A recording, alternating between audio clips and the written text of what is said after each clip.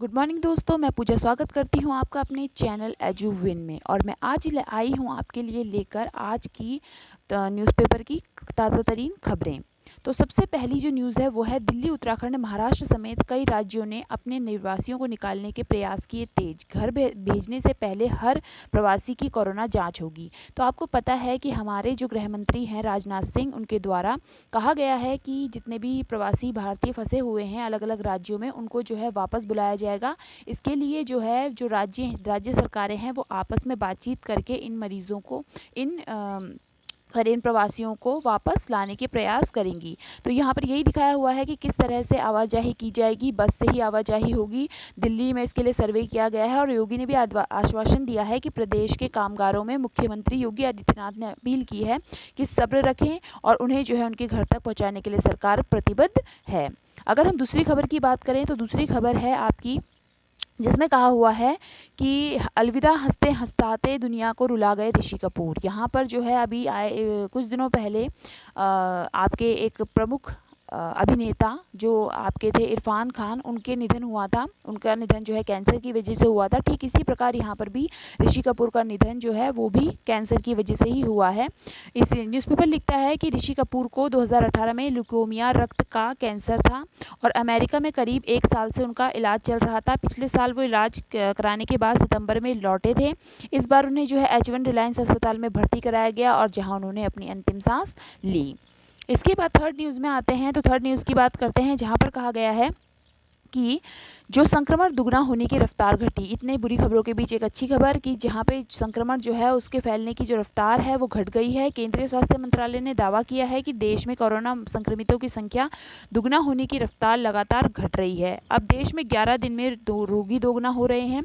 Lockdown के पहले यह अवधि 3.4 दिन में थी। सरकार ने कहा कि 16 राज्य एवं केंद्र शासित प्रदेश ऐसे हैं जहाँ यह अवधि और भी ज़्यादा है। और साथ ही एक बात और है कि यहाँ पर स्वस्थ होने की दर भी बढ़ रही है और एक दिन में जितने भी टेस्ट हैं वो आपके 60,000 से अधिक टेस्ट किए जा रहे हैं और इसके लिए रैपिड टेस्ट प्रणाली को अपनाया जा रहा है।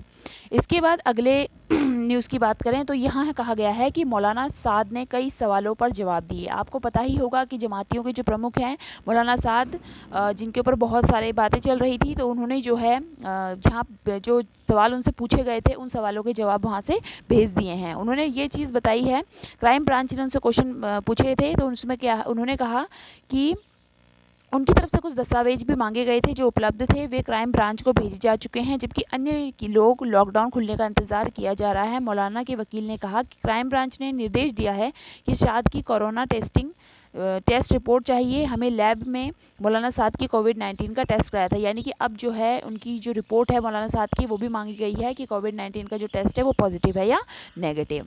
इसके बाद अगली जो न्यूज़ है ये बहुत ही चिंताजनक है हमारे लिए कि दुनिया में 1.6 अरब श्रमिकों की रोजी रोटी पर संकट। अब देखो यहाँ पर पहले ही पूरे विश्व में एक तो बेरोज़गारी होती है, जैसे कि भारत के अंदर भी है। ठीक इसी प्रकार जो है इस लॉकडाउन की वजह से क्या हो रहा है कि दुनिया में इस रोजी रोटी पर भी संकट आ गया है। कोरोना के बदले हालात पर अंतर्राष्ट्रीय श्रम संगठन की ताज़ा रिपोर्ट बताती है कि रिटेल और मैन्युफैक्चरिंग जैसे उद्यम बंद होने के कगार पर खड़े हैं। इस दौरान दुनिया भर में 1.6 यानी करीब आधे श्रम बल के समान रोजी रोटी का संकट उत्पन्न हो गया है। वहीं विश्व बैंक ने 2020 में प्रवासी मजदूरों की संख्या में भारी गिरावट की आशंका दर्ज की है। अब देखिए यहाँ पर अंतर्राष्ट्रीय श्रम संगठन ने ही ये बात कही है और आज 1 मई है, आज तो अंतर्राष्ट्रीय श्रमिक दिवस भी मनाया जाता है। तो इसी पर ये जो रिपोर्ट है ये जारी की गई है। ये जो है अंतर्राष्ट्रीय श्रम संगठन ने जारी की है। तो अंतर्राष्ट्रीय श्रम संगठन जो है आपका यूएनओ की एक बॉडी है जिसका जो कार्य है वो आपके श्रमिकों की जितने भी मतलब जितने भी उनके मुद्दे हैं उनकी देखभाल करना है, उनके बारे में जानना है। अब इसकी गिरावट को देखते हुए कहा गया है कि इसको सुधारने के उपाय करने होंगे। लॉकडाउन जैसी स्थिति के लिए अंतर्राष्ट्रीय श्रम मानकों के तहत फ्रेमवर्क तैयार किया जा सकता है। मजदूरों और उनके परिवारों का पालन पोषण करने के लिए जो केंद्रीय रणनीति है वो बनाई जा सकती है। श्रमिकों की बेहतरी के लिए मजबूत रोजगार नीतियाँ और श्रमिक संरक्षण प्रणालियों के लिए भी ज़रूरी है। और यहाँ पर जो है ये चीज़ें बताई गई हैं इसमें, इस रिपोर्ट के अंदर। इसके अलावा जो है अगली न्यूज़ बताती है कि जिस क्वारंटाइन सेंटर में रह रहे थे उसकी सूरत ही बदल डाली। पिछले दिनों राजस्थान के सीकर जिले के स्कूलों में मजदूरों की रंगाई पुताई करती तस्वीरें वायरल हुई थी। आपने देखा होगा कि अभी बहुत सा मतलब लॉकडाउन के चलते बहुत सारे लोग जो हैं जगह जगह पर लॉकडाउन किए गए हैं, बहुत जगह जगह पर रखे गए हैं। तो इसी तरह से कुछ मजदूर जो राजस्थान के सीकर जिले में थे, उन्होंने क्या किया, वहाँ पर जो विद्यालय है उसकी रंगाई पुताई कर दी थी और इस बात को नरेंद्र मोदी द्वारा मन की बात में भी शामिल किया गया था। तो वही चीज़ें यहाँ पर दिखाने की कोशिश की जा रही है। उसके बाद अगली न्यूज़ कहती है कि कोरोना मरीजों की संख्या 33,000 के पार। 24 घंटे के दौरान कोरोना से 67 लोगों की मौत। महाराष्ट्र में संक्रमितों की संख्या 10,000 से पार। महाराष्ट्र में जांच से मना नहीं कर सकेंगे मजदूर। अब देखिए यहाँ पर जो है कहा गया है कि राजस्थान में जो है 118 नए केसेस मिले हैं। महाराष्ट्र में नासिक में संक्रमितों की संख्या 71 से बढ़कर 276 हुई है। मध्य प्रदेश के इंदौर में 74 साल के एक बुजुर्ग ने कोरोना को हराया है। कर्नाटक में कुल 557 संक्रमित व्यक्ति हैं। इसी तरह से उत्तराखंड में 2 पॉजिटिव पाए गए हैं। ये सारी की सारी खबर इससे जुड़ी हुई आ रही है। इसके अलावा जो है अगली खबर की बात करें तो यहाँ पर कहा गया है कि ग्रीनफील्ड एक्सप्रेसवे अर्थव्यवस्था को गति देगा। ये जो है 1320 किलोमीटर लंबे दिल्ली मुंबई एक्सप्रेसवे का कार्य आगामी 3 सालों में पूरा कर लिया जाएगा। तब दिल्ली से मुंबई का सफ़र 24 घंटे के बजाय 13 घंटे में पूरा हो सकेगा। अब यहाँ पर ये जो ग्रीनफील्ड एक्सप्रेसवे है, इसके बारे में कहा जा रहा है कि लॉकडाउन के चलते जो अर्थव्यवस्था धीमी पड़ गई है, उस अर्थव्यवस्था में जान लाने का कार्य ये वाला प्रोजेक्ट कर सकता है। इसके बाद अगर हम बात करें तो यहाँ पर आरबीआई के बारे में कहा जा रहा है कि ट्विटर पर केंद्रीय बैंकों में आरबीआई सबसे लोकप्रिय हुआ है। भारतीय रिजर्व बैंक भले ही अमेरिका और यूरोप के केंद्रीय बैंकों में बहुत आगे शक्तिशाली नहीं है, लेकिन ट्विटर पर वो सबसे आगे है। यहाँ पर कहा गया है कि माइक्रो ब्लॉगिंग साइट पर ट्विटर के आरबीआई के 7.45 लाख फॉलोवर थे और सेकंड नंबर पर इंडोनेशियन बैंक है और तीसरे नंबर पर बैंक दे मैक्सिको एक्सपेक्स बैंक है। ठीक है। इसके अलावा जो अगली न्यूज़ है उसमें कहा गया है कि चुनौतियों से डिजिटल तकनीक के जरिए लड़ेंगे G20 देश। अभी G20 देश की बात करें तो 19 अलग देश हैं और एक EU का मेंबर इसमें शामिल है और ये जो है अपने इकोनॉमी को फास्ट करने के लिए बनाया गया एक ग्रुप था, जिसके अंदर यहाँ पर कहा गया है कि इसकी जो वर्चुअल बैठक है वो गुरुवार को संपन्न हुई थी और कोविड महामारी से निपटने के लिए डिजिटल प्रौद्योगिकी के लाभ को उठाने पर इसमें बात की गई है। हमारे जो केंद्रीय संचार एवं सूचना प्रौद्योगिकी मंत्री हैं रविशंकर प्रसाद, उन्होंने इस बैठक में हिस्सा लिया था और कहा था कि G20 देशों की जिम्मेदारी है कि संकट के दौरान और बाद में जो कुछ भी करते हैं वह समावेशी व टिकाऊ अर्थव्यवस्था पर अधिक केंद्रित हो। उन्होंने कोविड-19 के खिलाफ लड़ाई जारी करते हुए अर्थव्यवस्था को पुनर्जीवित करने के जोर पर ज़्यादा महत्व दिया है और उन्होंने जो है इसके लिए टास्क फोर्स का भी गठन करने की बात कही है, जो महामारी से लड़ने और प्रौद्योगिकी और कनेक्टिविटी बढ़ाने की बात कहेगी। इसके अलावा है राज्यपाल ने 9 सीटों पर चुनाव कराने को कहा है। देखिए एक जगह पर जहां आपका ये कोरोना का संकट जूझ रहा है, वहीं पर जो महाराष्ट्र के मुख्यमंत्री हैं उद्धव ठाकरे, उन्होंने विधान परिषद के अंदर 9 लोगों की जो सीट खाली है उसके लिए राज्यपाल ने क्या कहा है कि 9 सीटों पर चुनाव कराने के लिए बात कही है। वहाँ पहले वो मनोनीत करना चाहते थे उन सीटों पर लोगों को, पर वहाँ पर उन्होंने कहा कि मनोनीत नहीं किया जाएगा, चुनाव करवाए जाएंगे। अगर हम महाराष्ट्र की बात करें तो महाराष्ट्र की विधानसभा के अंदर से 9 लोग जो थे वो सेवानिवृत्त हुए थे और उनके लिए जो है रिक्त सीटों पर चुनाव कराने की बात की गई थी।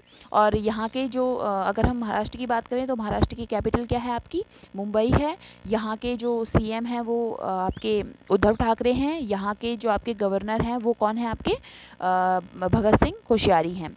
तो उनके बारे में यहाँ पर बात की जा रही है। इसके अलावा जो है एक इम्पॉर्टेंट न्यूज़ ये है कि दिल्ली का इतिहास लिखने वाले आर.वी. स्मिथ का निधन। ये जो है आपके आर.वी. स्मिथ, ये जाने माने इतिहासकार थे और इनका जो है 83 साल की उम्र में निधन हो गया है। इन्होंने जो है बहुत सारी बुक्स लिखी हैं, Delhi untold tales of city, the Delhi that no one knows. तो यहाँ पर उन्होंने ताजमहल के बारे में भी एक किताब लिखी। तो ये एक बहुत अच्छे लेखक थे जिनकी मृत्यु हो गई है और इस इतिहासकार के खोने के बाद हमारे लिए एक तरह से हम कह सकते हैं कि जिस तरह से इतिहास एक तरह से सब चीज़ इतिहास बन जाती है, वैसे ही अभी अब इतिहास बन चुके हैं। इसके बाद है आपका अगली न्यूज़ जो है अकबरुद्दीन ने नमस्ते बोलकर गुतेरेस से ली विदाई। ये जो है आपके यूएन के स्थायी प्रतिनिधित्व पद से नियुक्त हुए हैं, सेवानिवृत्त हुए हैं और इन्हें जो है सैयद अकबरुद्दीन ने गुरुवार को यूएन प्रमुख एंटोनियो गुटेरेस को नमस्ते कहकर अलविदा किया था। और इन्होंने भी जो है गुटेरेस ने क्या किया था, इनसे विदा ली थी। और ये जो है एंटोनियो गुटेरेस, ये कौन है, यूएनओ के महासचिव के पद पर कार्य कर रहे हैं। अब यहाँ पर अगली बात करें तो यहाँ पर ब्रिटेन मौतों के मामले में तीसरे नंबर पर पहुँच चुका है। देखिए, कोरोना के वायरस से दुनिया भर में अब तक 32 लाख से ज़्यादा लोग संक्रमित हो चुके हैं और ब्रिटेन में मौतों के मामले में यह अब तीसरे नंबर पर पहुँच गया है। अगर हम सबसे फर्स्ट नंबर की बात करें तो फर्स्ट नंबर पर अमेरिका सबसे आगे है और ब्रिटेन जो है वो तीसरे नंबर पर पहुँच चुका है। यहाँ पर अन्य खबरें दिखाने का प्रयास किया गया है कि तुर्की में भी 3000 से अधिक लोगों की जान गई है, पाक में 346 लोगों की मौत हुई है और इसके अलावा एक राहत की खबर भी आ रही है कि दक्षिण कोरिया में अभी तक कोई नया मामला दर्ज नहीं हुआ है। इसके अलावा जो अगला है वो ये खबर आ रही है कि आपका जो ज़ूम ऐप है, ज़ूम ऐप के प्रयोग को लेकर सब डर रहे हैं अब, और सरकार ने भी कहा है कि उस ऐप का जो प्रयोग है वो सुरक्षित नहीं है। तो उसी को लेकर जो है गूगल मीट नाम का जो ऐप है उसने अपना मतलब इसका प्रयोग करने का जो भी इस्तेमाल था वो अब मुफ्त होगा। पहले इसके लिए प्रयोग करने के लिए पैसे देने पड़ते थे, पर अब इसके लिए अब कोई भी पैसा देने की आवश्यकता नहीं है। अब इसमें आसानी से आप मुफ्त में मतलब आप इसका प्रयोग कर सकेंगे। यह है एक वीडियो कॉन्फ्रेंसिंग ऐप है। इसके अलावा साइड में एक छोटी न्यूज़ दी गई है कि टिकटॉक जो है भारत में सबसे लोकप्रिय हो गया है। Short video making app TikTok को दुनिया में 200 करोड़ बार डाउनलोड किया जा चुका है। इसे डाउनलोड करने में भारतीय शीर्ष पर है और चीन भी इसको डाउनलोड करने वाला दूसरा सबसे बड़ा देश बन गया है। आजकल लॉकडाउन के चलते सब लोग घर में हैं तो टिकटॉक बना रहे हैं, तो वही चीज़ यहाँ पर दिखाने का प्रयास किया गया है। इसके बाद अगली न्यूज़ है वो है कैप्टन टॉम मूर 100वें जन्मदिन पर कर्नल बने। अब आपको टॉम मूर के बारे में बताएं तो ये जो है द्वितीय विश्व युद्ध के समय में इन्होंने बहुत ही इंपॉर्टेंट भूमिका निभाई थी और इन्हें जो है इनके 100वें जन्मदिन पर आपका कर्नल के पद पर नियुक्त कर दिया गया है और इन्हें आर्मी फाउंडेशन और कॉलेज के मानद कर्नल के रूप में नियुक्त किया गया है। तो इस पर इनके शुभचिंतकों ने 1,25,000 से ज़्यादा इन्हें बधाई कार्ड भेजे थे। तो यहाँ पर ये बताने की इनको कोशिश की जा रही है। इसके अलावा यहाँ पर बात कर रहे हैं कि आप कोरोना से लड़ने के लिए सारे के सारे लोग ही प्रयासरत हैं। तो यहाँ पर एक दवा है रेमडेसिविर, इसको प्रयोग करने की बात की जा रही है। उसी के बारे में कहा गया है कि ये जो है सबके अलग अलग दावे हैं कि ये दवा कारगर है भी और नहीं भी, तो इसके लिए अभी जांच की जा रही है, इसका परीक्षण अभी जारी है। इसके अलावा अगर हम बात करें तो हमारे यहाँ एम्स भोपाल में मरीजों पर कुष्ठ रोग की दवाई पर ट्रायल शुरू हो गया है। आप देख रहे होंगे कि भारत के अंदर कभी मलेरिया की दवाई, टीबी की दवाई, हर तरह की दवाई का इस कोरोना से बचने के लिए प्रयोग की जा रही है। इसी तरह यहाँ पर एम्स भोपाल के अंदर क्या हुआ है, इसी दवा से बचने के लिए इस दवा का प्रयोग इस कोरोना महामारी से बचने के लिए किया गया है। इसके अलावा जो है आपने सुना होगा कि उत्तर प्रदेश के किंग जॉर्ज मेडिकल यूनिवर्सिटी में प्लाज्मा थेरेपी का भी प्रयोग किया जा चुका है। तो ये सब कुछ यहाँ पे चल रहा है जो कि कोरोना से बचने के लिए कारगर सिद्ध हो सके।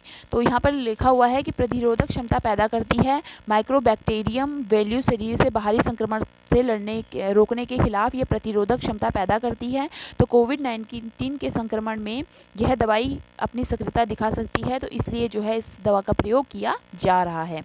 तो ये थी हमारी आज के पूरे दिन की खबरें। आशा है आपको ये खबरें पसंद आई होंगी और आपको ये बहुत जल्दी आपको ये न्यूज़पेपर समझने में सहायता देंगी। तो मिलते हैं फिर अब अगली न्यूज़ में। तो तब तक गुड मॉर्निंग, टेक केयर, अपना ध्यान रखिए, चाय नाश्ता कीजिए। Okay, bye.